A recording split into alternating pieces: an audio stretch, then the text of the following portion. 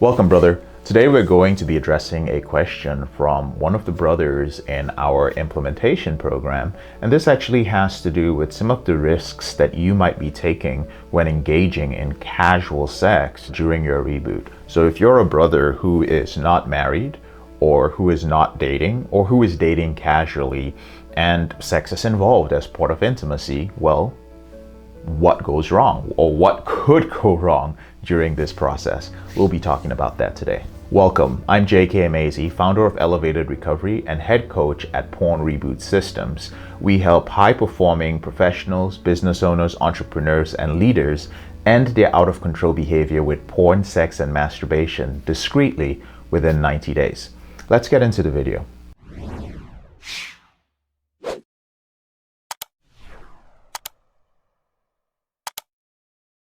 I had recently sent an email with dating tips to some brothers in our group, and one of them replied to a particular section in the email, and his response was, JK, in your email, you mentioned that having sex with women you aren't in a committed relationship with will always put your reboot at risk. I'm curious why you believe this is the case. Some men in the group are not currently in committed relationships, but would still like to have sex lives. So this quote that this brother pulled actually removes some of the context surrounding it.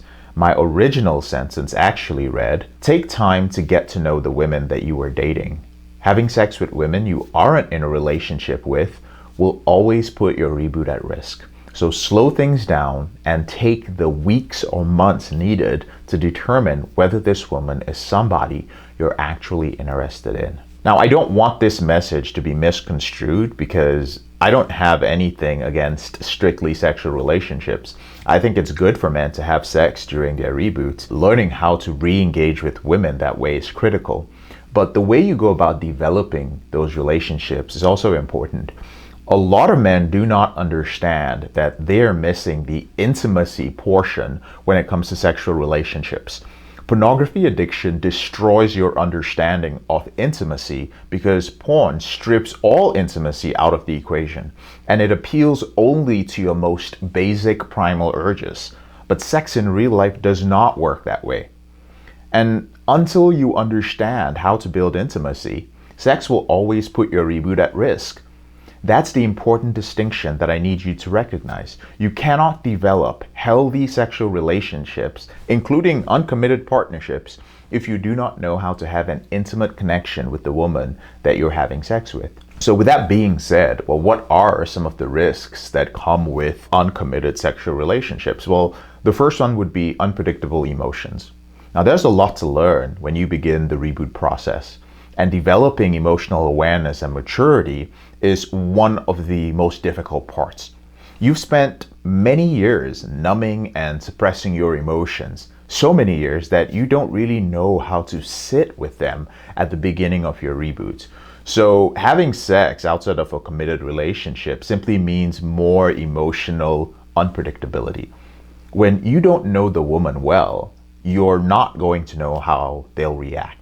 And if you're still learning how to identify your emotions, then this possible emotional volatility, so to speak, on her part can negatively impact your ability to manage your feelings.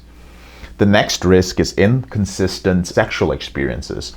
So developing intimacy is easier when you're in a committed relationship. You have consistent experiences and you can learn about your partner's particular preferences. You're more likely to develop healthy sexual behavior at a consistent pace when you have sex under these circumstances. Having sex with different partners creates an inconsistent experience. You can't apply a standard across the board because every woman is different. So each woman has her preferences, her needs, and her responses to sexual relationships. So intimacy may look different to each of these women too. You're going to have a harder time learning to develop intimacy with inconsistent partners. Hope that makes sense. The next risk is expectations.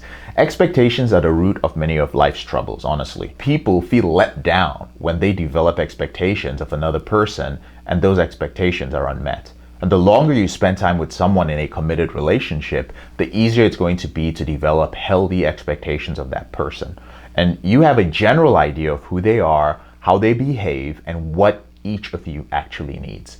But when you're not in a committed relationship, though, expectations are much harder to manage. So you may only want consistent sex, while her expectations are more along the lines of she wants to go on more fun dates, right? And you're just like, oh, I just want to have sex, right? So misaligned expectations can lead to some uncomfortable conversations. And if you don't have the skills to navigate these conversations yet, you're far more likely to medicate that discomfort with porn or masturbation. You know, the best way for you to have sex outside of a committed relationship is to first learn about yourself and your needs. You must understand what it is that you want from a casual partner so you can communicate those needs effectively. If you're not able to determine what they are, or you have a hard time setting and maintaining those boundaries, it's better to just focus on yourself for the time being.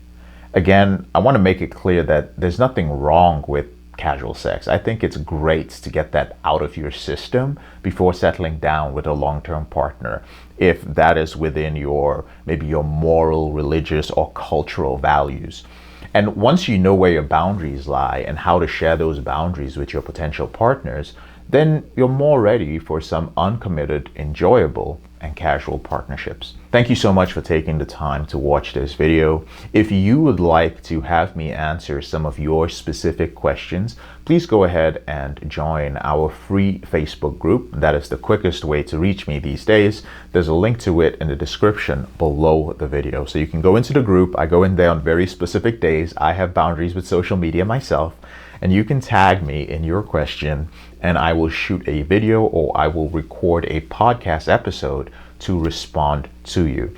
And if you are at a stage where you are actually ready to end this out of control behavior, where you feel that this is interrupting your spiritual growth, your family life, or the growth of your career or business, your ability to focus, or if it's affecting you in a negative way emotionally, then there are a couple of ways that we can help you. One way is to get on a call with one of our Reboot strategists. There is no cost for the call. You just have to qualify for it. So there's a little application form to fill out. Also a link to it in the description below. Fill it out, get on a call with them, and find out if you're a good fit for one of our programs. The second way is to download a copy of my free ebook. It's called 7 Secrets of Porn-Free Men, and it's the roadmap of my system to ending your out of control behavior with pornography and masturbation.